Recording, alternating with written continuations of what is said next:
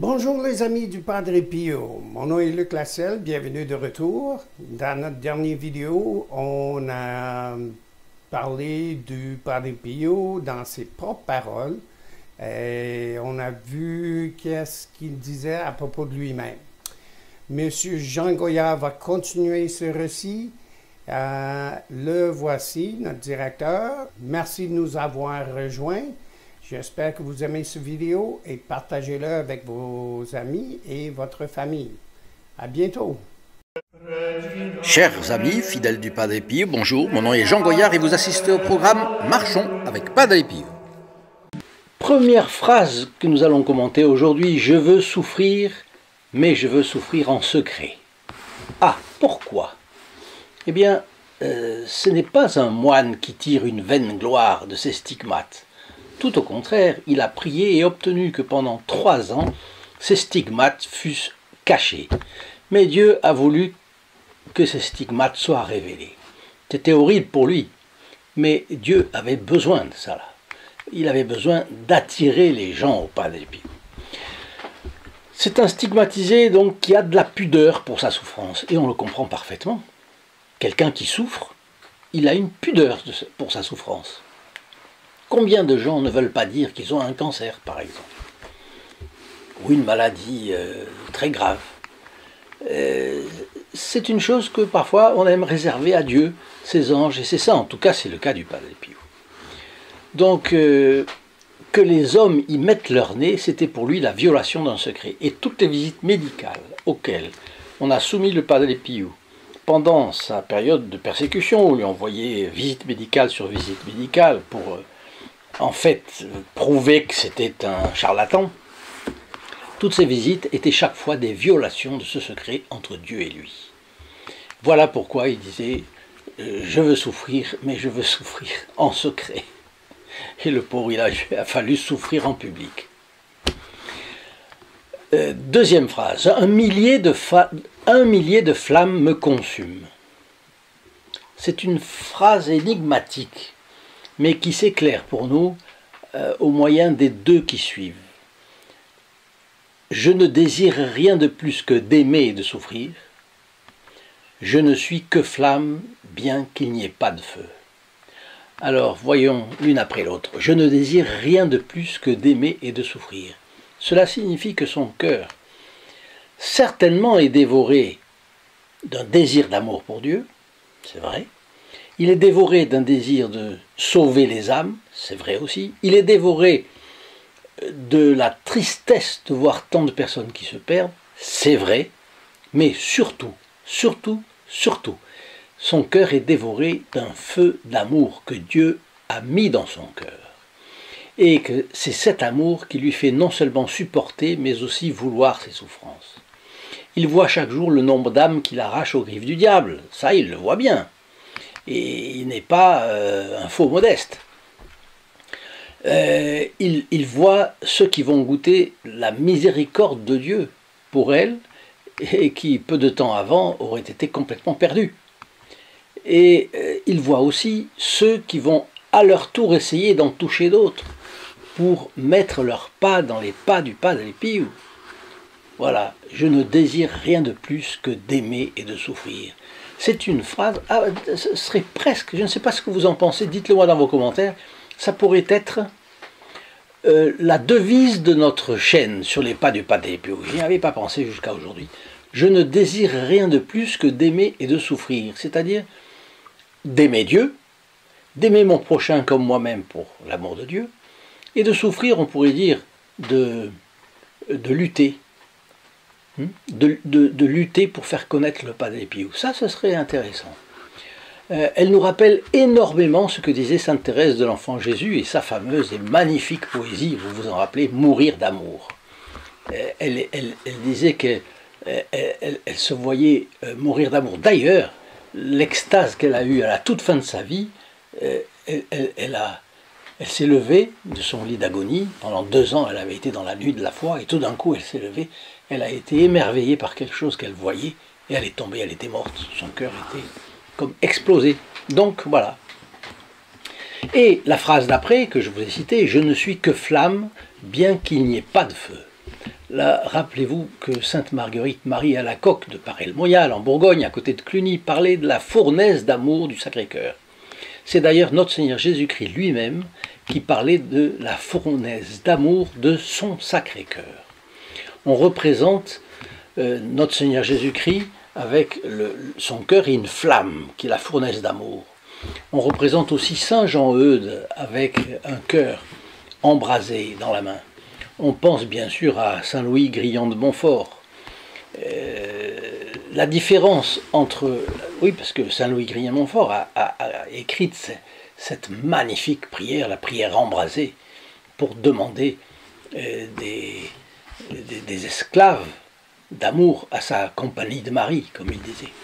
Donc la différence entre le Sacré-Cœur et les fameux saints du XVIe et début du XVIIe siècle est infinie, mais l'image est la même parce que notre Seigneur Jésus-Christ communique son feu d'amour à certains de ses saints, à tous, un peu certainement, mais à certains il les embrase. Et c'est un feu qui embrase d'amour, qui consume, qui fait souffrir d'amour, mais comme disait le Padre Pio, c'est un feu doux et qui ne détruit pas comme le feu matériel. Cinquième phrase que nous commentons aujourd'hui. J'ai l'impression de mourir constamment, bien que je sois toujours en vie. Vous voyez que le Padre Pio est vraiment consumé, puisqu'il a constamment l'impression de bientôt mourir sous l'effet de cet amour, de défaillir. Il a l'impression que l'oppression qu'il ressent va le faire mourir. Cette oppression du cœur par tant de désirs de conversion et de souffrances supplémentaires lorsque les personnes ne se convertissaient pas. Autre phrase. Jésus, laissez-moi souffrir et laissez-moi mourir de souffrance. Autrement dit, il dit là qu'il n'a aucun attachement aux choses de cette terre, il est prêt à mourir s'il le faut. Il demande à Jésus de le laisser souffrir jusqu'à ce qu'il soit entièrement consumé. Et il se verrait bien mourir, comme sainte Thérèse, mourir d'amour. Septième phrase. Je ne souffre que lorsque je ne souffre pas. Ça, c'est une chose totalement énigmatique si on n'a pas en tête cette phrase de Saint Louis Grillon de Montfort. Pas de croix, auquel croix. Pourquoi? Parce que si j'ai une croix, ça veut dire que le bon Dieu permet au moins, ou bien il me l'envoie, ou bien il permet au moins que j'ai cette croix. Et avec la croix me vient l'assistance de Dieu, parce qu'une croix sans assistance, on est capoute. Et ce cantique du Père de Montfort l'explique également. Sans croix, l'âme est molle et pleine de langueur. La croix la rend féconde et pleine de vigueur. C'est impressionnant, on est saisi. Ce sont de ces choses simples. Ce sont des choses simples que les personnes qui vivent dans l'intimité avec Dieu trouvent comme ça. Mais elles nous font un bien fou parce qu'elles nous explicitent la vie à nous-mêmes. Vous voyez? Alors, je ne souffre que lorsque je ne souffre pas. Autrement dit, je souffre quand je souffre, bien sûr, mais c'est une souffrance douce parce que je sais que Dieu est là, il m'assiste, et surtout avec ma croix, je lui suis un peu utile. Mais quand je ne souffre pas, alors ça veut dire, je me pose une question, est-ce que je ne suis pas capable de souffrir? Est-ce que, c'est ça qui est dans sa tête, dans la tête du Padre Pio, je ne mérite pas de souffrir pour lui. Et on disait autrefois, déjà au Moyen-Âge, on disait, lorsqu'on souffre, c'est que la Sainte Vierge cueille une fleur dans votre jardin. C'était joli également. Donc en fait, quand on souffre, on a quelque chose à offrir, de plus. Et quand on ne l'a pas choisi en plus, c'est encore plus glorieux pour la Sainte Vierge. Elle permet qu'on ait quelque chose et on l'accepte. Huitième phrase. Je souffre parce que je ne peux pas gagner tous mes frères à Dieu. Donc là, ici, il évoque une autre souffrance. Je l'ai cité tout à l'heure, une souffrance qui vient de son incapacité, il le sent, à gagner tous les pécheurs. Il voudrait que la passion de Jésus réussisse à convertir toutes les âmes. Mais il voit que même notre Seigneur Jésus-Christ, il a fait tout, et il n'a pas pu convertir toutes les âmes. Pourquoi? Parce que toutes les âmes sont libres. Il a la liberté de chacun. Sinon, on serait tous des robots. Et une société de robots n'aurait absolument pas intéressé Dieu de l'avoir. Donc, ce serait un peu comme en enfer. En enfer, on est esclave de Satan. Non, là, les gens sont avec la liberté. Les hommes choisissent, évidemment, de façon diverse. C'est leur liberté. 9e phrase. Je souffre tout ce que Jésus a souffert dans la passion. Bon, là, on monte très haut dans la compréhension de qui était le Padre Pio. Ce n'est pas tous les saints qui peuvent dire « je souffre tout ce que notre Seigneur a souffert dans sa passion ». Alors c'est un saint, il est absolument exclu qu'il mente, il est absolument exclu qu'il soit un charlatan, et pourtant il affirme souffrir tout ce que Jésus a souffert dans sa passion. Eh bien, c'est pas peu de choses, ou plutôt c'est le plus qu'on peut imaginer. Nous ne pouvons pas comprendre comment c'est possible. Nous ne pouvons pas comprendre à quel point notre Seigneur a souffert, et donc que le Padre Pio a souffert. Et donc on ne peut pas comprendre non plus la participation du Padre Pio à la restauration future de l'Église dans sa splendeur.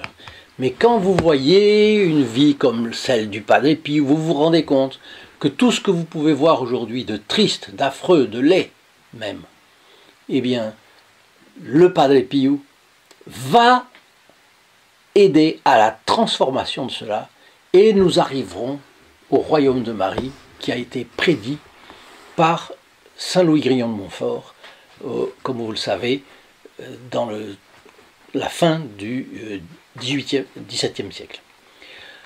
Dans l'avenir, nous verrons encore de grandes choses. Ça, je vous le promets. Et si vous avez un tout petit soupçon de doute, allez voir, allez lire le message de Fatima, et vous allez voir que la Sainte Vierge promet cela. Elle promet cela. 10e phrase. Je souffre autant que celui qui a toute l'humanité sur son dos. Autrement dit, c'est une explicitation de la précédente. Il porte toute l'humanité sur son dos, mais qui a porté toute l'humanité sur son dos si ce n'est Jésus? Eh bien, le Padre Pio a été une espèce de Cyrénéen du Christ dans le monde, et même peut-être plus que ça, plus que le Cyrénéen. Parce que là, il dit qu'il a souffert comme notre Seigneur, et il portait le poids du monde entier sur son dos. Vous vous rendez compte?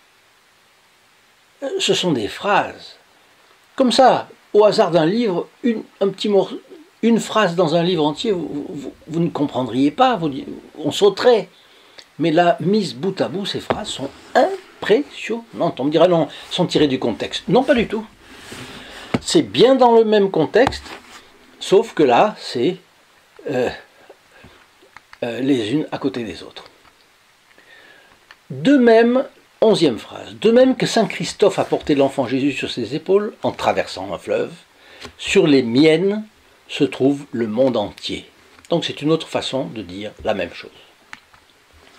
Donc on commence, vous et moi, à comprendre la dimension du Padre Pio. 12e phrase. Ma souffrance rend gloire à Dieu, sauve mes frères en exil, libère les âmes du purgatoire. C'est très très joli.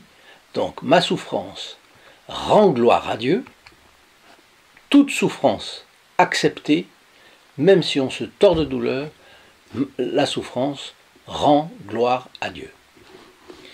Deuxièmement, sauve mes frères en exil. Les frères en exil, c'est nous tous qui sommes sur cette terre, terre d'exil. Et libère les âmes du purgatoire. Ça veut dire non seulement il souffrait pour les humains ici, mais en plus au purgatoire. Alors on le voit insister ici sur la mission expiatrice du prêtre qui travaille inlassablement à sauver les âmes des pécheurs. Et on se plaît à penser à la société qui est le royaume de Marie, dont je parlais il y a une minute, prophétisé par Saint Louis Grillon de Montfort, avec dans les paroisses des prêtres comme Padre Pio, avec la messe, la confession, la prière du rosaire, rendant gloire à Dieu, sauvant les âmes des pécheurs et libérant les âmes du purgatoire. Magnifique, magnifique. Et là vient la révélation extraordinaire du Padre Pio que je vous promettais en début de vidéo et qui est en même temps une prédiction. Et c'est la 13e phrase de notre vidéo d'aujourd'hui. Ma véritable mission commencera après ma mort. Auriez-vous cru cela, vous? Moi, je ne pensais pas. Quand j'ai lu les choses du Padre Pio, je voyais, c'est des choses phénoménales, c'est foisonnant, sa vie est foisonnante, mais là, non, sa véritable mission commencera après sa mort. Il y a quelqu'un qui a dit ça aussi, c'est Sainte Thérèse de l'Enfant Jésus. Il y a d'autres saints qui ont fait ce genre de prédiction ou de prophétie, mais le Padre Pio et Sainte Thérèse, c'est impressionnant. Et la 14e phrase, quand je serai au paradis, je pourrai faire plus que ce qu'il faisait maintenant. Là encore, c'est exactement comme Sainte Thérèse de l'Enfant Jésus. Vous vous rappelez qu'elle disait « Je passerai mon ciel à faire du bien sur la terre ». Certains ont dit « Je veux passer ». Non, j'ai consulté quelqu'un tout à l'heure, c'est bien « Je passerai mon ciel à faire du bien sur la terre ». Alors, écoutez, avec cela, nous avons un horizon, je ne dirais pas rose, mais quelle confiance, quel élan nous pouvons avoir avec cela. Nous prions peu, nous souffrons moins encore. Aïe, aïe, aïe, quand une douleur s'annonce, comme nous sommes désemparés, comme nous sommes timorés, aïe, aïe, aïe, aïe, aïe, aïe, dit-on. On dit que les femmes sont plus courageuses que les hommes. Je reconnais humblement. Nous voyons des femmes extrêmement courageuses. Alors soyons courageux face à la souffrance. Si malgré nos prières, elle vient, c'est que Dieu la permet. Alors courage.